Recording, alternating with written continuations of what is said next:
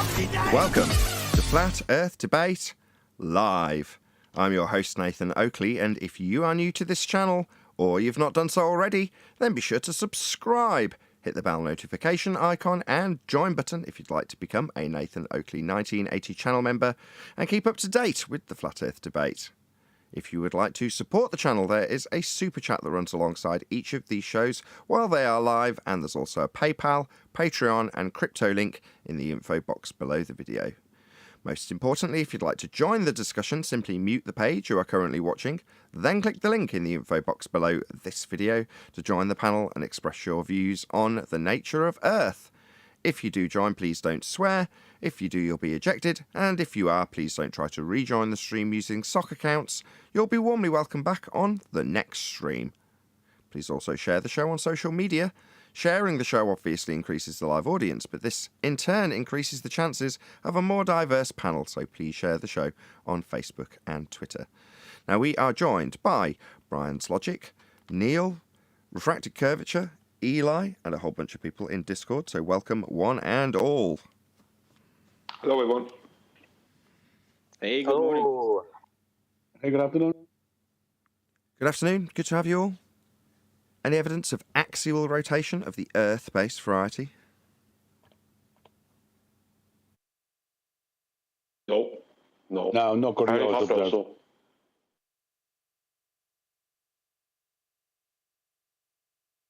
All right, any evidence of the axis acquired by way of an R value? Any evidence of R, Earth radius? Not outside flat Earth elevation angles to Polaris. You're saying they're going to need a flat plane to acquire R?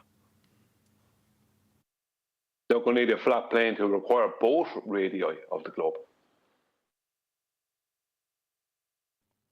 Well, any evidence of the distance to the sun?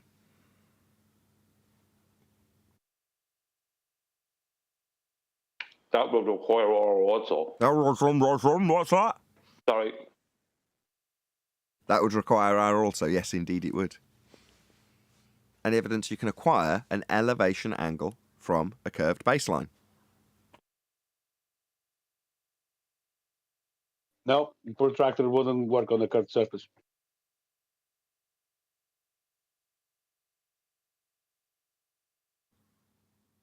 Any scientific evidence of gravity?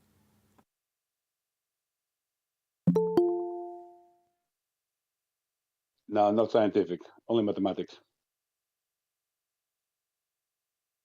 Hey Owen. Hello. Any single viable hypothesis from any of the fields of astronomy, cosmology or astrophysics?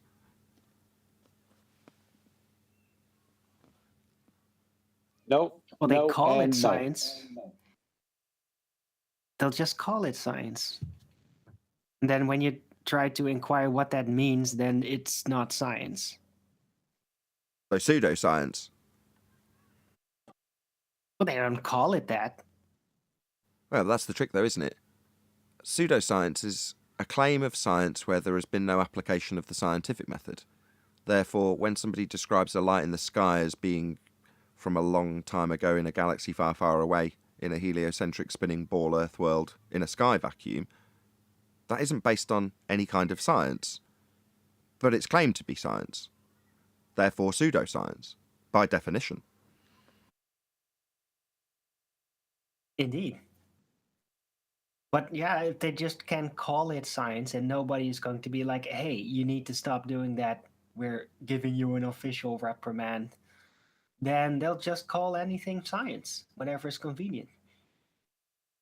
Well, I'm more concerned with their own side. It'd be nice if we were in lockstep with the rest of the quote-unquote flat Earth community in this, but we're certainly not. There's a misapprehension about what science is and where science needs to be attacked, i.e. throw the baby out with the bathwater, an understanding that science proves things and that knowledge that science proves things is given to you at a very early age so it can later be utilised with claims that have no definitive proof for the just so story that's actually presented, i.e. the pseudoscience that's masquerading as science.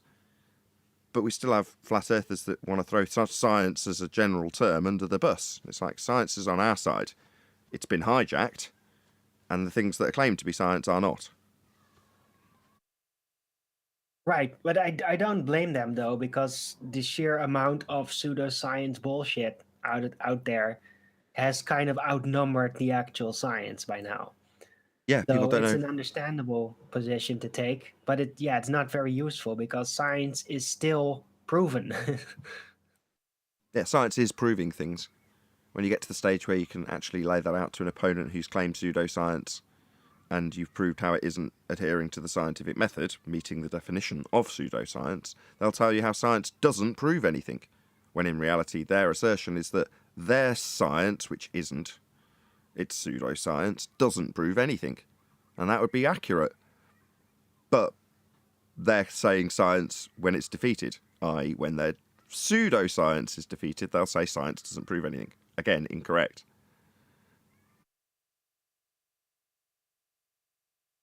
Any evidence of a self-perpetuating... Go on. Sorry. Whoever that was in Discord. One I'm just saying, like, one deck, yeah.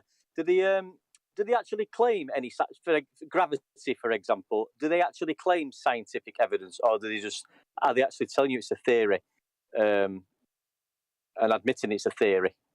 It's not been through a scientific method, has it? Well, careful with your terminology. Theory is scientific theory. So scientific theory comes after a valid experiment in scientific context. So they'll use those sorts of words, like theory, when it has a colloquial meaning. So is it a theory in terms of the colloquial use? Yeah. Is it a theory when they're positioning it as science? No, because a theory in science comes after you've done your experimentation and then validated the cause of an effect you were studying. Then you can develop a scientific theory. But they'll call it a theory to induce that confusion so that people assume they're talking about science and the scientific method, cause and effect reasoning based on the natural world, and they're not. They're talking about mathematics. But they'll call it a theory. Shout out to Godzilla37 for the super chat. Let's just bring it up on screen. He says, Craig, ? He's a liar. There, I answered for you. You can end the show early. You're welcome. Okay, Godzilla, thank you very much. I won't be ending the show early.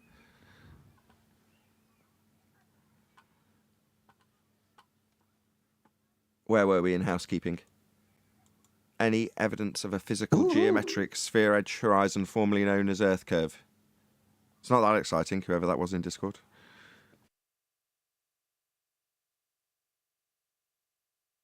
Did I get a woohoo?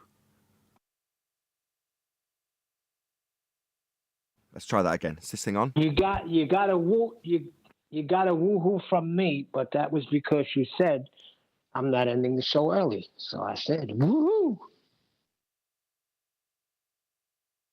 So any evidence of a physical, geometric, sphere edge horizon, tangent point formerly known as Earth curve? Negative. No, negative. It moves with the weather, so you couldn't. Every day you're going to have a different measurement. Impossible. So that just means that the Earth is getting bigger and smaller.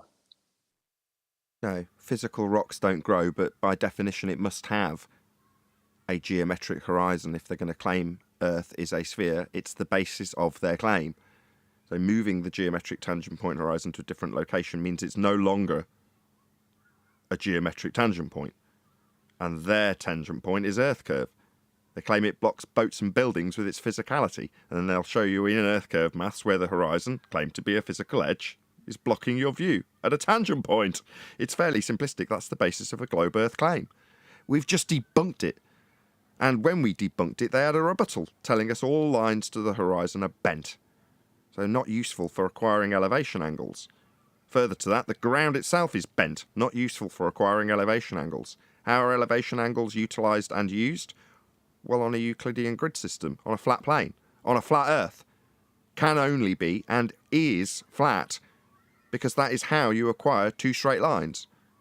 Neither of which you've got on a globe Earth. It's just that simple. Earth can only be flat. Celestial navigation and the acquisition of an elevation angle proves Earth is flat.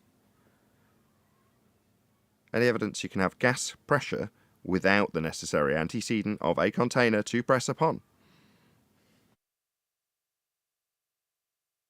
Well, Now you're if going to you need at least 3 mistake- containers for that. Two, at Yes. least two. or you need to completely rearrange your understanding of mechanics and think that gravity is a directional force that actually pulls everything through its weight, which you would have to assume gas has. And then you could like get a model in your head where it could work. Well, that sounds familiar. That sounds like Thunderfoot's claim. If I can assume that gas has weight and goes down, go boom, boom, like solids moving through gas, or liquids moving through gas, then gas does go down, go boom, boom, like solid bonded bouncy balls. Unfortunately, gas does not behave in that way. It defies the claim of a force of gravity making everything go down at 9.8 meters per second. That claim is debunked by gas behavior. Gas expands in all directions to fill the availability of volume it has. Correct. Yeah, I heard somebody say, one of the guys from Flatten the Curve do documentary. Check it out. I found it on Flat Earth Banjo's channel, and he didn't say this in the documentary, but it was like kind of like an after show kind of thing, and he said just take a helium balloon and with as much force as you want, just throw it straight to the ground. See how fast gravity doesn't work. Or any gas. All gases behave in the same way in that regard. You can refer to standard gas law. Anyway, space. Any evidence you can have gas pressure without a container?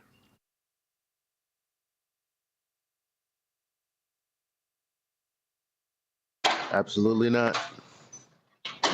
How's the sound, by the way, in the live stream audience? I've upped the output by a couple of dB, so it's closer to the limit of OBS, just to make it a little bit louder, but hopefully that's not causing any distortion or anything. Please let me know if there is. Did we cover all the housekeeping questions? Space is fake, by the way. You can't have gas pressure without a container. If the sky was a vacuum, the gas we breathe would fill that space as per gas behaviour. Go on, Brian or Arwin, one of you. Sorry to rumpush you. We covered R. Yeah? Oh. Covered it second. Oh, I wasn't there yet. Right. Yeah, you joined shortly after. I think we covered all the housekeeping questions. Almost 100 people watching, although I normally shout out a bit later than this, maybe halfway through the show. Massive thanks to the 90-odd people that have presumably already shared the show, because there wouldn't be 90 people watching if you hadn't. So please smash the share button if you haven't done so already. If you have, thank you very much indeed. It is the only reason, as I say, that we've got now it is 100 people watching. Good. Getting higher up in the numbers earlier and earlier in the show now. I'm really grateful for that. Down to people sharing. Dave Weiss has said that there's going to be some dude come our way, just so you know. I didn't mention it on yesterday's show in case the guy did just come in somewhere in the live stream. But I don't think it's somebody chasing down Bitcoin. I think it's just somebody pestering him to prove Earth's a sphere with very rudimentary claims and evidence. So maybe somebody who comes, I can't remember his name off the top of my head. I'll remember it when he makes an appearance, if he makes an appearance. As before, I would suggest that anybody who's put our way by Dave Weiss would, if they're of any mild degree of intelligence, at least watch the show first to get an idea of what they're letting themselves in for. Go on.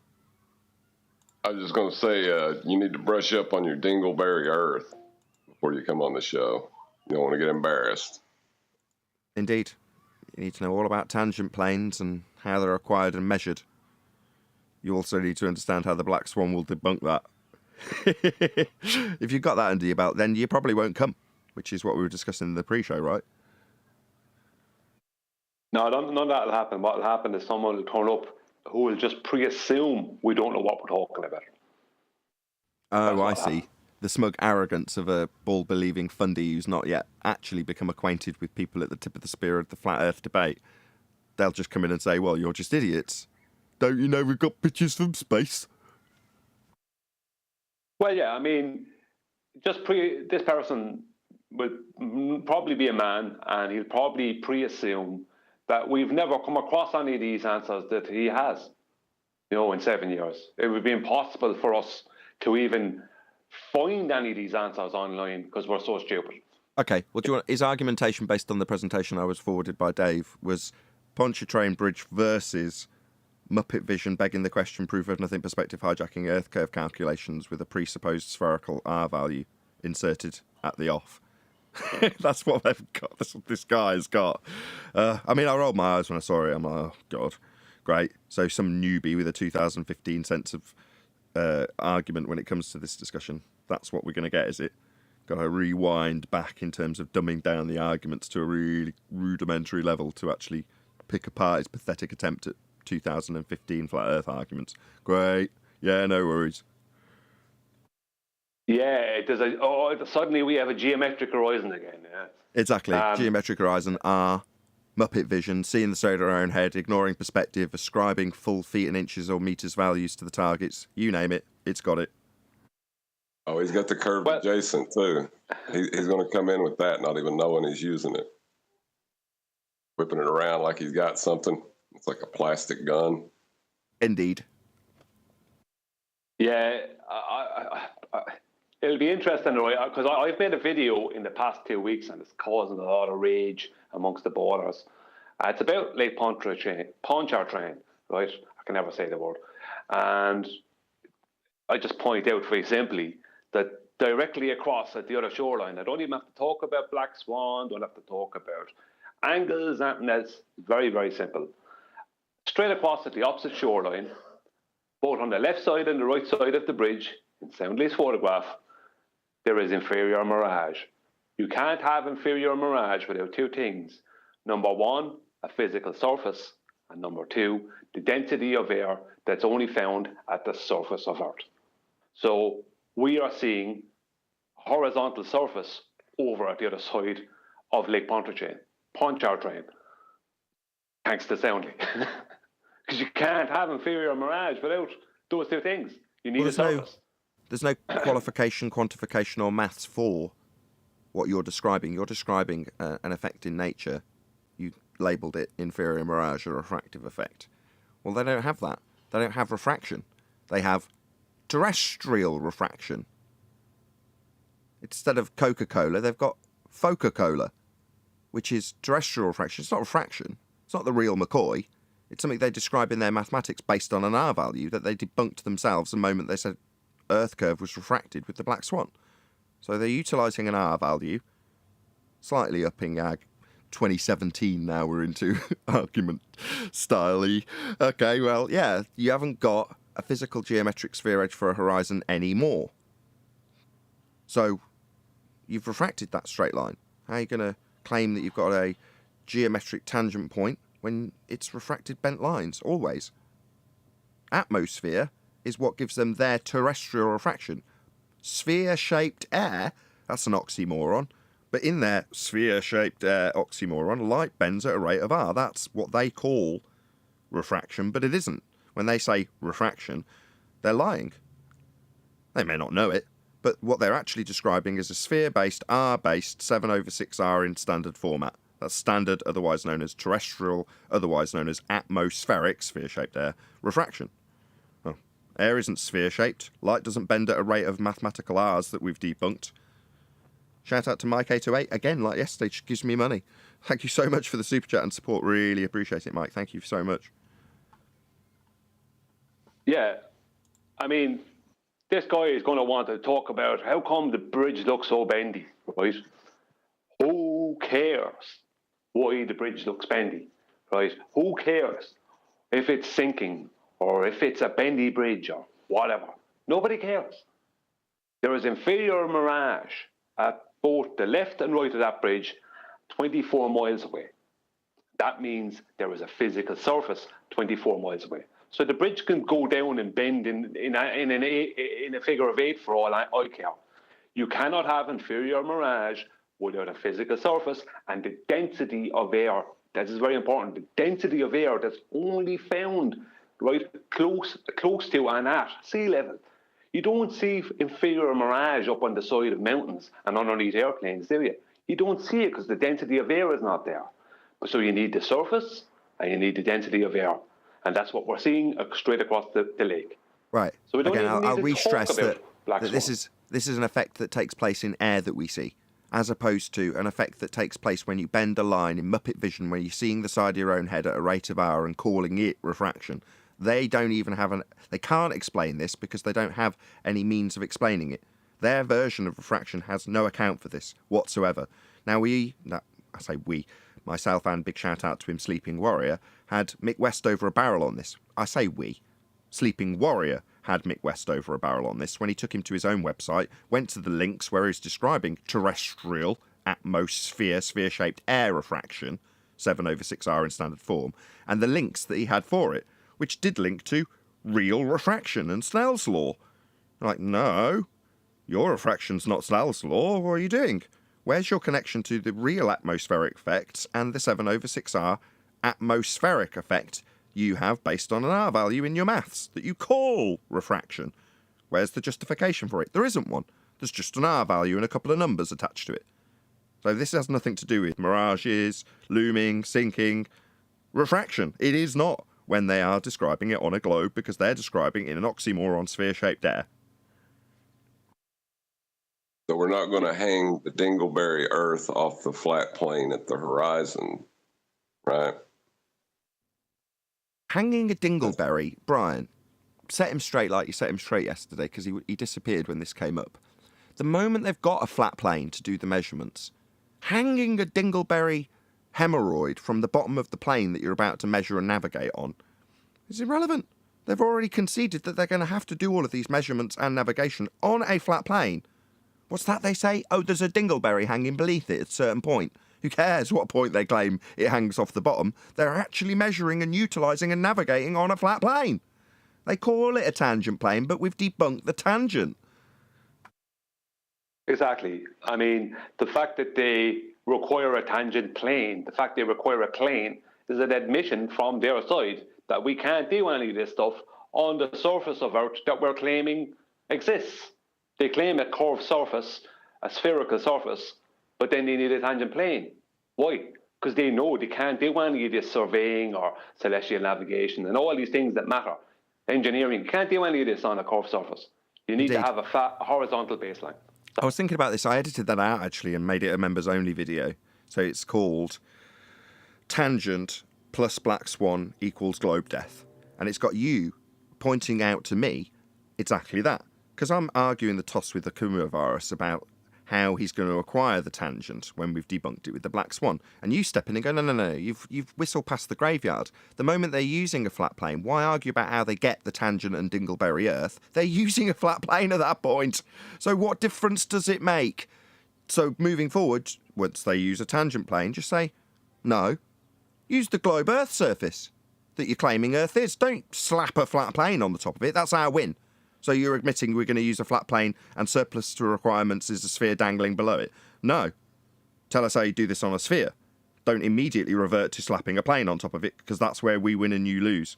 Not let's argue about how you're going to dangle a Dingleberry Earth beneath it. Yeah, exactly, because it's another avoidance of their actual surface, isn't it? They have to continually avoid their surface, because the surface they're claiming is a curved surface in all directions. But we don't experience that in reality. So they have to do everything over a tangent plane, a disco ball Earth, to try and make. Why? But you've had Roofy disclaim to you that the tangent they can draw from their position can be as big as they like, infinite tangent plane. Well, all that means is that for thousands and thousands of miles from your position in any direction, you're going to be dealing with measuring and navigating on a flat plane. That's how it's done. That is, in essence, celestial navigation. So that's how it's done. But they will say, well, because we've got a tangent debunked by the Black Swan, I'll move forward with this infinite plane. Well, once you've got an infinite plane, it's not a disco ball. It's a massive flat surface. Not one little tiny disco ball when they described them back in the day when we talked about surveying. Oh yeah, just plot out this area of equal elevation, i.e. flat plane, to a tangent on a sphere that I won't be using when I build on it. But it's only a small area, like a disco ball. And obviously, if you moved your position, you'd start out with a new flat plane. So then you can go, okay, right, so you're describing a disco ball of lots and lots of flat surfaces all stuck onto the surface of Earth. Until you start navigating it, then you've got as big as you like. However far you need to travel, that's how big the tangent plane will be.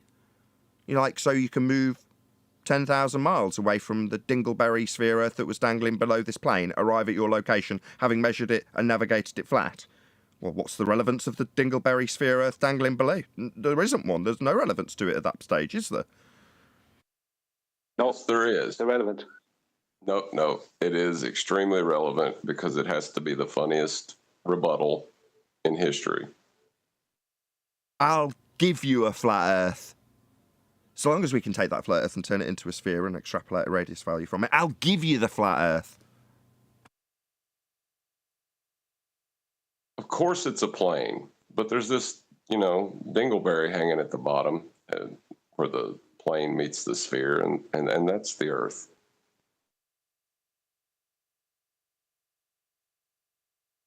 Yeah, so it's wrapped up. This argument is nicely tucked up in bed, having a little snooze as far as I'm concerned. We've gone past the point where I'm going, where's the rebuttal going to come from? What's it going to utilise? And their rebuttal was exactly as you predicted, John, to basically beg us for a flat plane to work off and hope that they can retain their faith in the dingleberry sphere Earth that dangled beneath a single tangent point that was debunked in 2020. Well, I mean, even the globe, if nothing else, is a geometric religion. They need that flat plane even more than we do, it seems.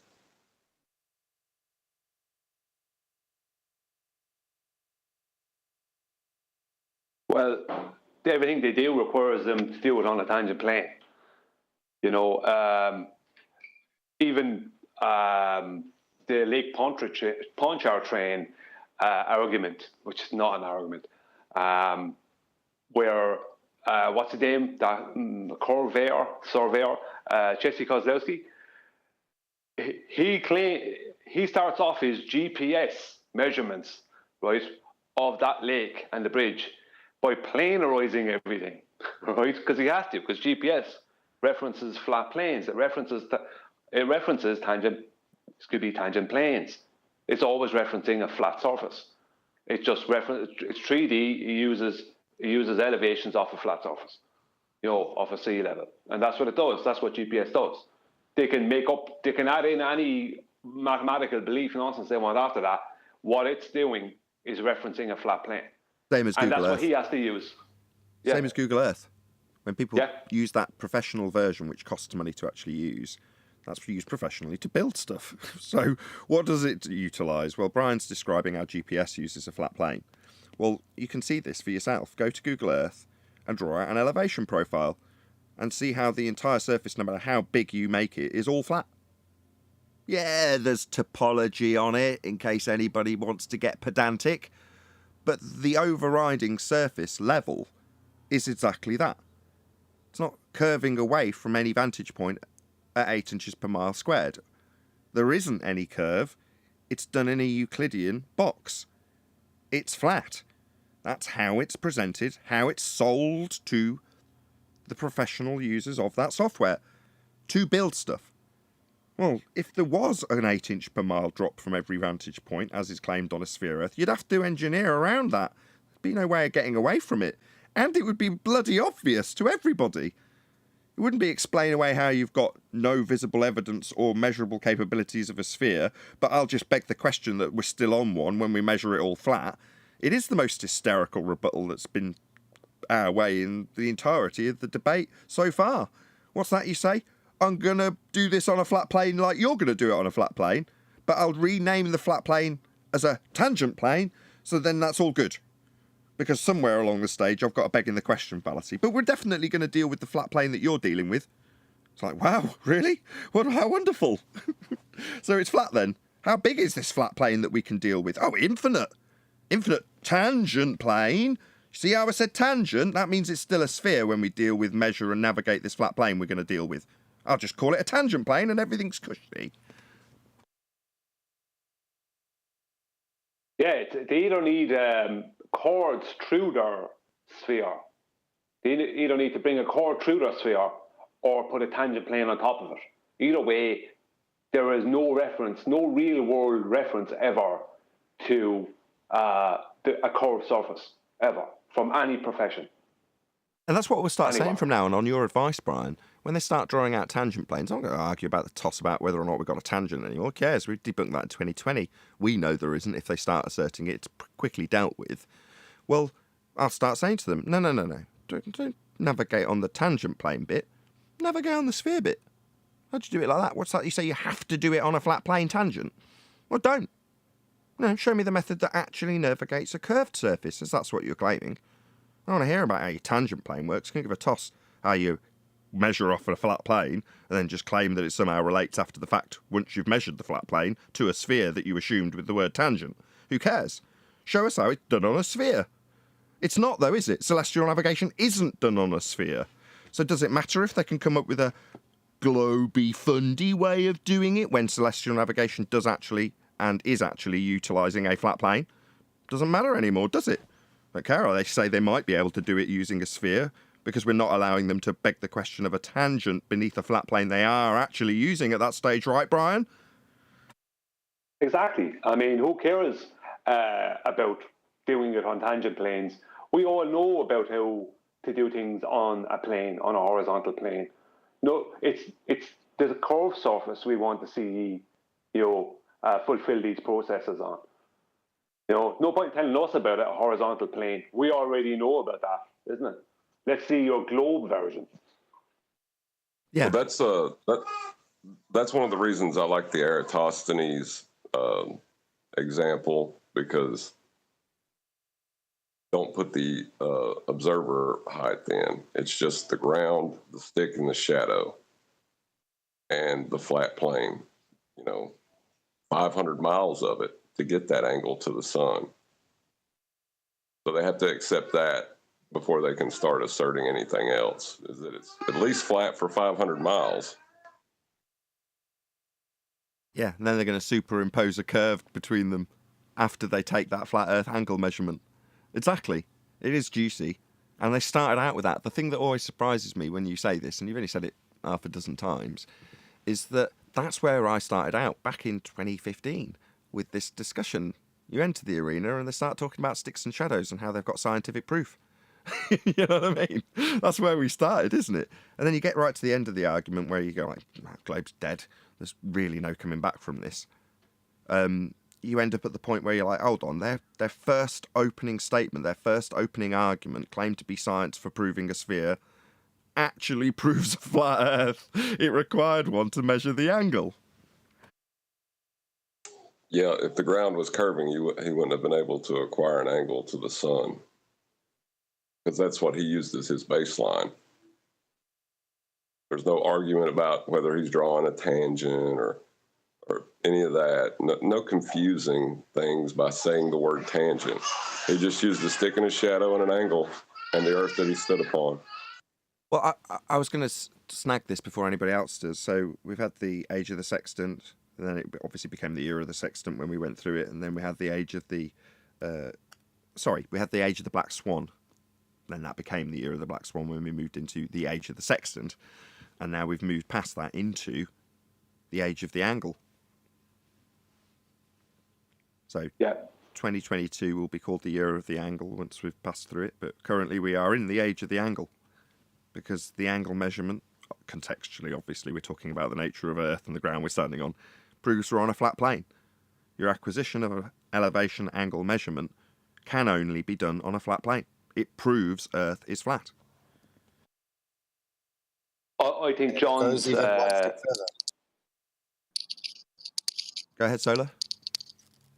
Sorry, I just wanted to say it goes one step further even, that you wouldn't even have a tangential plane on a sphere, because you've always got a height of the observer. So if you drew a circle and you drew a horizontal line 1 inch above the circle, there's no point that horizontal line intersects with the edge of a sphere. If you drop that horizontal baseline all the way down to the surface of the Earth, the tangential point is at the observer and not at the horizon that they claim the tangent is actually intersecting with the sphere. Exactly. So there's always a height of eye and they even put it in their own bullshit versions. They show a little stick man standing on top of a sphere. They show the height of the eye, and then they make him looking down, because if you made it a horizontal line, that line never intersects with a sphere, so it can never be tangential. So on a sphere, they don't even have a tangent plane. Are you holding your mic? No, I was just driving. Oh, right, okay. It's all sorts of car noises. Fair enough. Indeed, yeah, they want to move it to a begging the question location, which essentially is them saying, as again, this was in the edited video that I've put out for members only. If you are a member, by the way, check it out. So it's called Black Swan plus tangent equals globe death. And it's essentially virus doing what's just been discussed by Flat Earth Solar, which is removing their tangent point in the begging the question proof of nothing perspective, hijacking globe, earth, curve mathematics, and just assuming outright that every point that you stand on is a sphere without any justification for it whatsoever that's measurable. It just becomes a flat-out begging the question fallacy. Why is it a tangent? Why is it a flat plane in all directions? Well, it's a flat plane with a tangent beneath my feet because I assume so. I'll move 1,000 miles in that direction, and obviously the tangent that I had 1,000 miles previous is no longer below me and no longer relevant and hasn't been measured and hasn't been navigated to or used to gain a positional fix. It's not been used for any of that. But so long as I say tangent and then navigate on a flat plane, I'm good. I'm golden. Don't worry about the fact that when it's described in the maths, it's a tangent point to a geometric horizon debunked by the Black Swan. I'll just flat out beg the question. Well, why is it a tangent? Because I'm standing on a sphere. I just assume it, obviously. Right. In their imagination, they're always walking on top of the sphere. And even though it all seems flat, they still imagine that orthographic view like the ball is rotating underneath them. Right, and when they do that, that's when I rip their ass through their own throat. You do not get to beg the question here, fundies. You'll really get to taste my fury when you beg the question. Now, weaseling in the begging the question is the art of debating a globe Earth if you're an anti-flat earther. But just flat out begging the question gets you shouted out real fast, as Virus found out. Well, like what I was saying about the Eratosthenes argument is it isn't for anti-flat earthers. It's just an argument that can be carried forward and anyone can appreciate it at a base level. Because you're not going to convince the anti-flat earthers. Their heels are dug in and their heads are driven into the sand, and they are not listening to reason, logic, anything. But as far as a simple argument, there's nothing I can think of to simplify it any further. It should be you. You should do a presentation on it. Take their hostile witness, draw out his sticks and shadows on a very crude map, and then show how the angle measurement in the first instance requires a flat plane to take it. But with a couple of sticks and diagrams, you know, stickmen diagrams, that'd be absolutely epic. Yeah, I said to John yesterday, because I heard him say it several times, and I just didn't pay correct attention to it. I said to John yesterday, almost everyone, I didn't know, but most people, right, when they go to school, including kids that are in the poor schools in Africa and places, they get taught about the sticks and shadows, right? They get shown this angle and they're told that proves the globe, right? When the truth is that Eratosthenes was at one position and the GP of the sun was at another position, supposedly 500 miles away, between Cyan and Alexandria. So, what is that? That's a 500-mile straight line horizontal baseline elevation angle distance. That's what it is. It's epic. I can check if that's true. My dad actually, I'm not saying this but to make a joke of me being 12% African. My dad actually was a teacher in Africa, so he used to teach, I think it was English, but I'll have to double check, back before I was born. So yeah, so I'll check if in Africa they did actually teach that. We'll yet to find out. I somehow... Hello, sorry. Mike check, whoever that was. Hey, sorry, I'm just chatting with some guys in the text there, and they want me to tell you that you can measure an angle to a curve, and they believe you're misrepresenting the sextant. That's what they wanted me to... They don't need to relay it through you. Thank you for doing so, but they need to come in and tell us that. I agree, but they seem to be Chat skanks. afraid of you Chat or something. skanks? Yeah, chat skanks. They know what happens. So let me when they hear do it. come Let me in. just summarise what I've heard from you so far. You can get a curved baseline to give you an angle. No, you can't. Two straight lines meeting at a vertex. So no, that's incorrect. Just saying, yeah, you can. It's not actually a rebuttal. And I apologize for interrupting. Oh, no, don't apologise. You know, QE, that's QE's bit that you're taking up. Very valuable. You're saying, hey, check out what these chat skanks are saying. They're going, yeah, you can. All right, do you want to join the show and tell us how you can acquire an elevation angle from a curved baseline? Feel free. Oh, you just want a chat skank? You just want to get somebody who is on the show to say, yeah, you can? Because that'll give you mild pain relief for 30 seconds. Oh, wow. I hope your mild pain relief came through the hammer. Thank you very much. Really appreciate it. Thank you.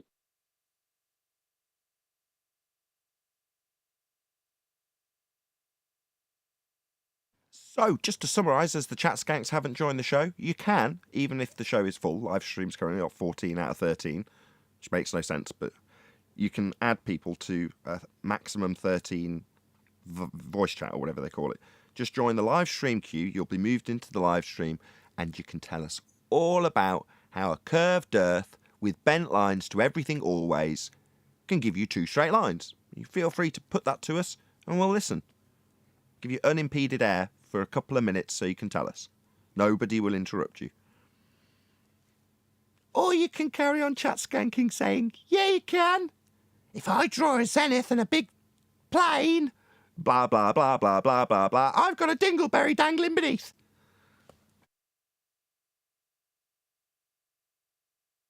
Yeah, the fact that they are saying that means that they don't know what they're talking about. Because what they're claiming is not in line with celestial navigation. I'll show there in a moment. I know what they're claiming. I was going to say, don't preempt what they'll actually say. I can take the piss out of what they might say. All right. But by the same token, preemptively, I know you'll pull apart something they haven't actually presented yet.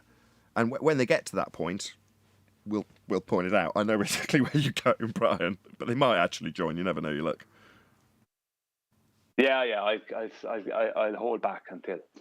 I just don't want to poison. I don't want someone after the fact to say, Brian poisoned the well. Yeah, I get it.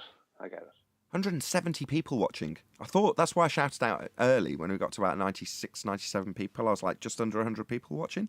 I was like, 15 minutes into the show, 100 people watching. Now 170 people watching. And a massive super chat right on cue from James Mays.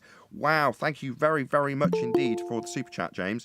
It says, hello, all support for the channel. I really appreciate it, I assure you. Thank you so much for the super chat. Who's just joined? Chocolate. Hello, Chocolate. How's it going? Good morning, guys. Hey, Chocolate. 175 people watching. Yo. So, a big warm welcome. If you're tuned in live right now, obviously after the fact this makes no sense, but if you are tuned in live right this very second, thank you very much for sharing the show, all the people who've got that massive live audience here. It is only because there's been a lot of people today that must have smashed the share button. So if you've joined, a very warm welcome to you. Please share the show, smash the share button. It takes 10 seconds, and that's the only reason we've got a substantial audience now listening to us prove the Earth is flat by way of an elevation angle measurement that can only be acquired by a flat plane, which is beneath your feet when you navigate the surface of Earth on a Euclidean three-space grid with no curve to it. Earth is flat. Very pleased to be telling over 170 people that.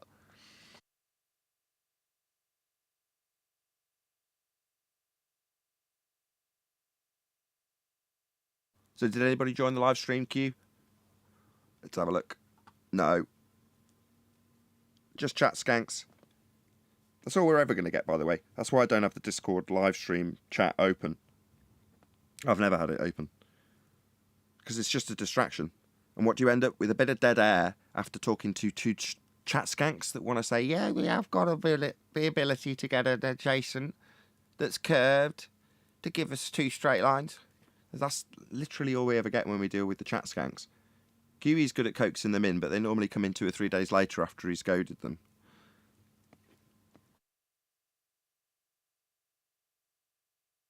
What do they even need a curved adjacent for? Now they're fighting for a horizontal plane on top of a ball that's there for no reason, apparently. Hemorrhoid Earth. They don't even... Yeah, Dingleberry. I was dying with the Dingleberry Earth, man. A little hairy nutsack.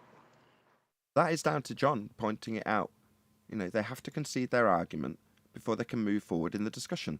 They need this line meeting at a tangent point marked as H, that would be for horizon, and out to an infinite distance in both directions. Now, obviously, in this diagram that Brian's brought out, their tangent plane is just a big, massive, straight, flat line that could be thousands of miles in all directions. Has to be, because you're going to get 90 degrees to stars on it in both directions.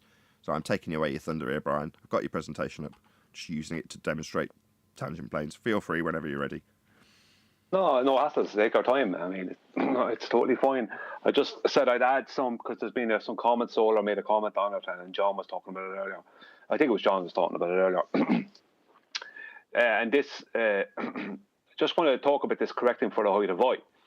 I'm just going to read this paragraph here. When measuring the altitude of the sun, you need to measure the angle formed by a ray from the sun and a plane tangent to the earth. Right, that's the tangent plane at the point where the observer is standing. However, due to the height of the eye of the observer, the visible horizon actually falls below this theoretical place. This requires that a dip correction be made. Now, this here, out here, is that is the. I'm just going to get something that people can see. Let me see an arrow. Get a bit smaller than that. Right. This here where the arrow is pointed, that is the visible horizon. This down here, that is the geometric. That is a tangent down to the geometric horizon of the globe Earth. Black swan. Yeah, exactly. And this here that I'm pointing at here, that is the tangent, right, of the tangent plane, right? So there's 2 tangents here. There's one here on the observer, and one from the observer's eye line down to touch this geometric globe horizon, right? So it's only mathematical. So this is the real visible horizon. So what is the dip correction for? It's certainly not for the visible horizon, because it's for this geometric globe horizon that no one ever sees. So it's not for the visible horizon. There's no need for that. Or what they're trying to do is add in begging the question by, first of all, having one tangent plane here, right, or tangent plane here, and then they have this tangent down to, a second one down to this mathematical horizon. And what they're going to do is use a mathematical equation, basically, to bring this line. I'll do it just so people can. I'm going to do it now for people so they can understand. Right, I'm just going to change the size of that one moment now to that, and I'll make it red so people can see the thing. Right. So all they're going to do is mathematically they're going to bring that to here. That's all they're going to do. Sorry, that should be at his island. Right, that to there. So really, right, this is just all they're doing. Mathematically taking this, right, making this real, not real, but asserting this mathematically, then mathematically bring it up to here. And then after all that nonsense, then they're going to do a correction for the height of I, which is bringing this line here down to meet this line here. So all they're going to do then is take this and bring it down to the water underneath the boat or the feet of the observer. But it's going to be water underneath the boat because he won't be able to stand on the water unless he's at the shoreline or something. So that's all they're at. So in the real world, all they're actually doing is this.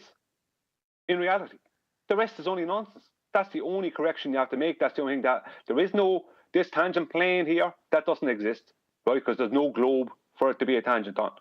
This other tangent here, that doesn't exist. This is just a mathematical horizon. Like, I have to stop calling it the geometric horizon because it's not. It's only mathematical. So all they're actually doing in reality is bringing this, the vertex here, which will be the vertex of the angle. So I'll just get another line here just to show, right? So let's just say this is the angle line up to there, and all they're doing is bringing this line down to there, and then this, which just bringing the vertex down to there. That's all they're doing. That's the height of height correction. That's the only real world correction. Okay, let's just stop before we move on. So start with the first line that they described. So they've got a first tangent that you described down to the mathematical horizon marked as H, tangent to a sphere that doesn't exist. So can you draw that line in blue? There we go. So this is where they start, right, with their argument, correct, Brian? Yes. Do they have that line? No. Why don't they have that line? Because this here is mathematical. It doesn't exist in reality. It's not the visible horizon. Well, we've debunked it. That's why I whispered black swan when you were halfway through this first part of the description. So the line that Brian's drawn now is a tangent to the horizon. That's why it's marked with a H. If the Earth was a sphere with a radius of 3959 miles, then every distance to horizon measurement, marked with H, could be no more than 1.2 times the square root of the observer's height in feet. That is the distance to the geometric horizon in this maths. However, the distance to the horizon demonstrated in an image we have dubbed the black swan is beyond the limitations of an Earth sphere with a radius of 3959 miles. The response that we are given from our opponents when we point out that the horizon is not at point H is to say that it's down here with a bent line to it. They say it's refracted in sphere-shaped oxymoron air at a standard rate based on the R value. So they've got a bent line to a non-H, non-geometric position with a non-straight line to it. Brian's describing how they now... Hey, Roofy, you listening? Yeah, this is like your diagram. This could be your diagram, couldn't it, Roofy? Yeah, now they're describing this straight line that they're going to start their process with to correct for. Tangent line. Yeah, they haven't got that tangent line. They've got a bent line to a geometric horizon. What is it? No Atmo Day? Because we were told, no, in your maths you've got a geometric tangent point, straight line to it. And they're like, I wouldn't expect to see a straight line. Why is it no Atmo Day? Always bent. Meaning they can't argue this anymore when they can't see H, and they've told us we wouldn't expect to see H in this diagram with a straight line to it. We wouldn't expect to have a straight line to it. Sphere-shaped oxymoron air on a globe, always bending. So no straight line to start this process with. Right, Roofy? You getting this down, sunshine? Get a pen. Don't have this straight line, do you, black swan? Roofy's had spent this entirety of 2 years in the sand because he suddenly come out of it and started talking about straight lines again. Amazing, really, how dumb people can be. That's you, Roofy, dumb. Or maybe you're just a liar. I don't know, you'll never come here for me to call you a dumb bastard or call you a liar when you draw out a straight line you haven't got anymore to start this process. Hey, Roofy. Carry on, Brian. Okay, Nathan. Yeah, the point I was making is this: they need a tangent plane, right? So they're not doing this process on a curved surface because they straight away have to create an imaginary tangent plane, when really the only imaginary bit is the sphere that it's supposed to be touching.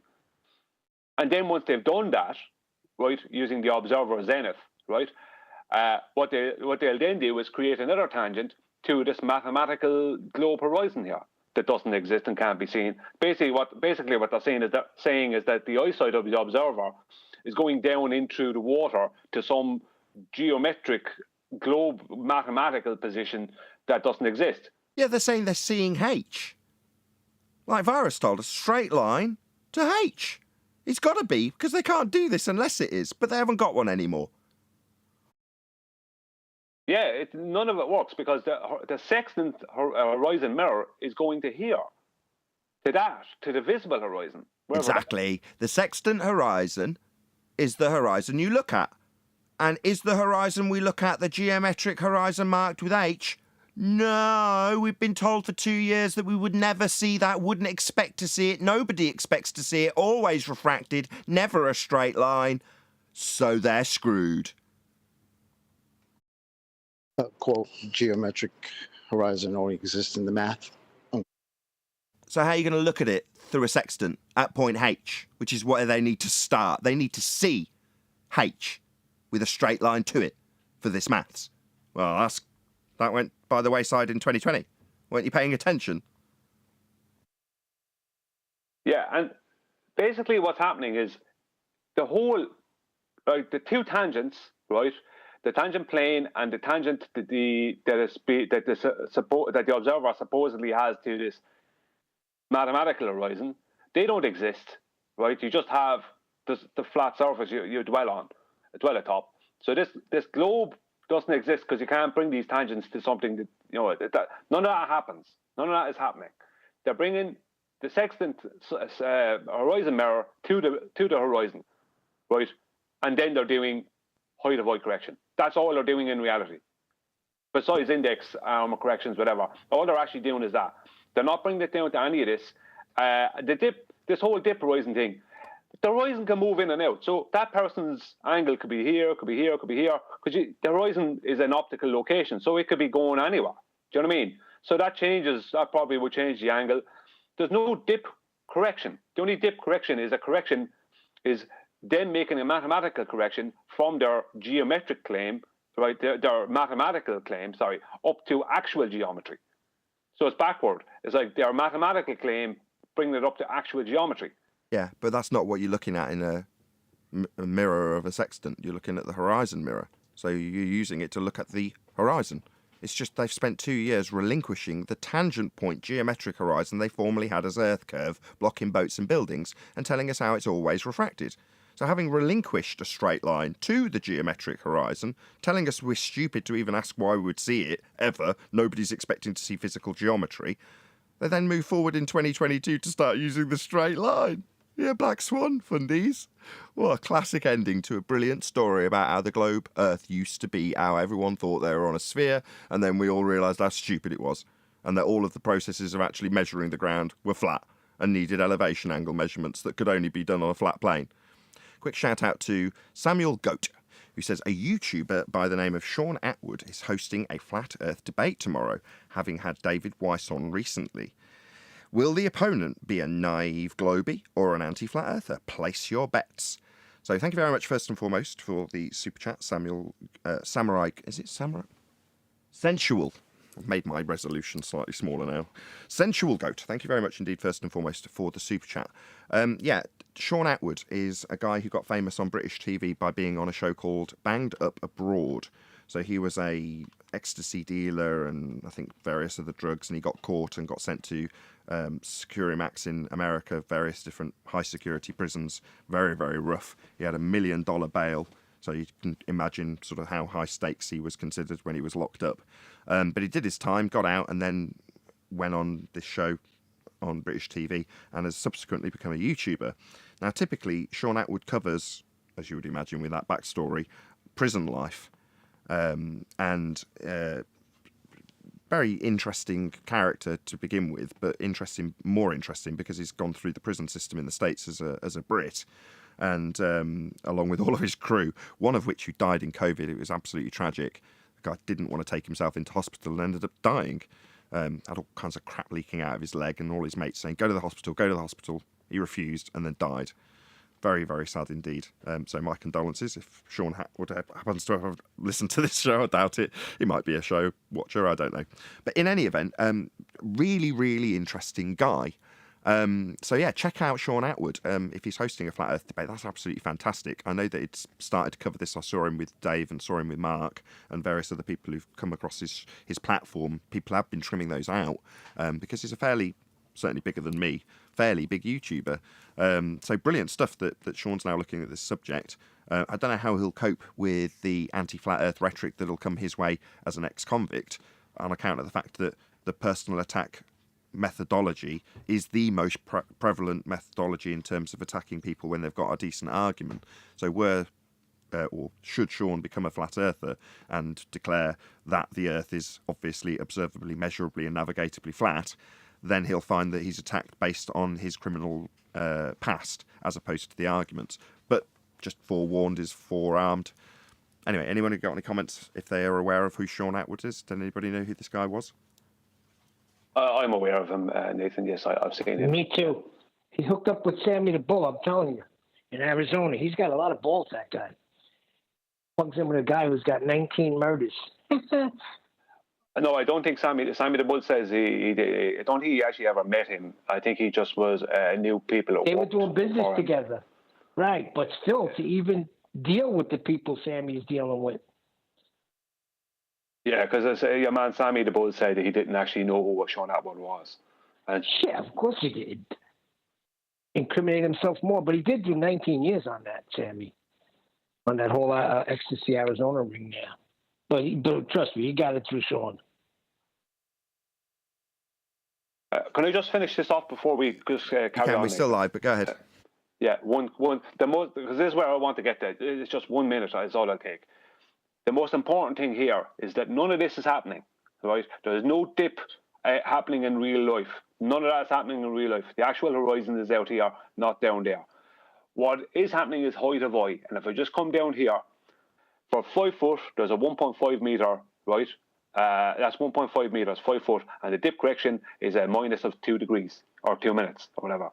A 10 foot is 3, 15 foot is 4. They are always constant. Why are they always constant? Because they're only dealing with the height of the observer's eye above the water. In reality, they're that correction there, what they call the dip correction, right? Height of eye. Really, all that is a height of eye correction. There is no dip correction happening. That is mathematical only. So all that's really happening is height of eye, and they need to use the height of eye to even mathematically come up with the dip correction. Right. But they can't have this dip correction without knowing the height of eye. Well, when a glober claims dip, they've lost immediately because they're claiming dip to a geometric physical sphere edge tangent point horizon marked as H in your diagram. And that marked as H in their diagram isn't a position that they can measure, so they can't move forward to correct from it. Black swan. With that, I'm going to say, if you are watching this on either Nathan Oakley 1980 or Nathan Oakley premiering streams, then stay tuned, as there will be an after show to follow. Huge, massive, enormous thank you to both Discord and G+ panels for making today's live show possible. And of course, a massive thank you to all of you in today's live stream for hopefully smashing the super chat, liking, commenting, sharing, subscribing, hitting the PayPal link, joining as a Nathan Oakley 1980 channel member, and all that good stuff. Fantastic numbers of live viewers today, so I'm really appreciative to all of you who did smash that share button. Massive thanks and a warm welcome to all of you who joined recently. But this is the end of the show, so stay tuned if you're watching on a premiering stream. I've been Nathan Oakley, and I will see you all in the next video.